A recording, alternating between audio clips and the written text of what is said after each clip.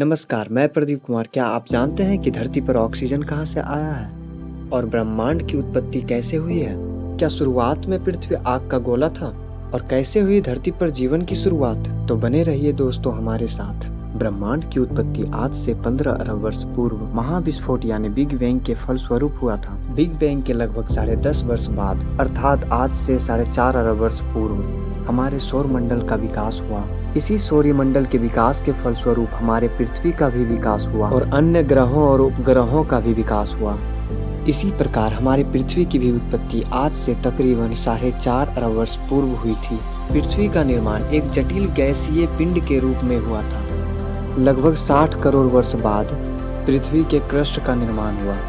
जीवी महाकल्प के अनुसार आज से लगभग 3.8 अरब वर्ष पूर्व आदि महासागर में जीवन की उत्पत्ति हुई थी। वैज्ञानिक A.I. ओपेरिन की पुस्तक द ओरिजिन ऑफ लाइफ में पदार्थवाद का सिद्धांत दिया गया है। इस परिकल्पना के अनुसार जीवन की उत्पत्ति क्रमशः कार्बनिक पदार्थ से रासायनिक उद्विकास केमिकल इवोल्यूशन के फल स्वरूप हुआ था। शुरुआत में पृथ्वी की उत्पत्ति एक ज्वलनशील घूर्णनशील गैसीय पिंड के रूप में हुआ था। पृथ्वी का संपूर्ण वातावरण गैसीय अवस्था में था।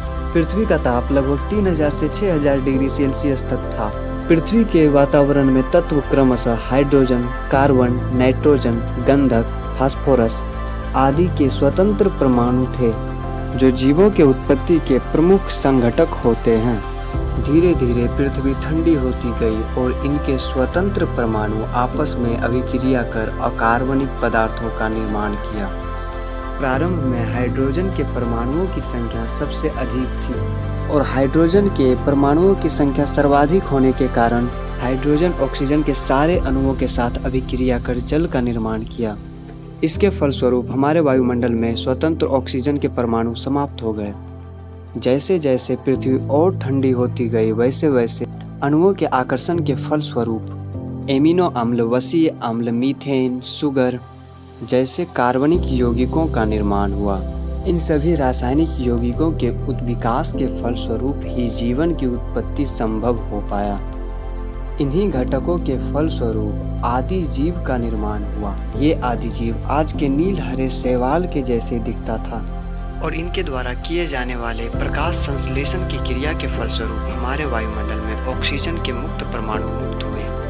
और जैसा कि हम सभी जानते हैं, जीवों की उत्पत्ति के लिए ऑक्सीजन एक महत्वपूर्ण तत्व है। अगली वीडियो हम जीवों की उत्पत्ति पर बनाएंगे। अगर आपको ये वीडियो पसंद आया हो तो सब्सक्राइब करें हमारे इस YouTube चैनल को। आपका बहुत बहुत धन्यवाद, आपने अपना कीमती समय हमें दिया।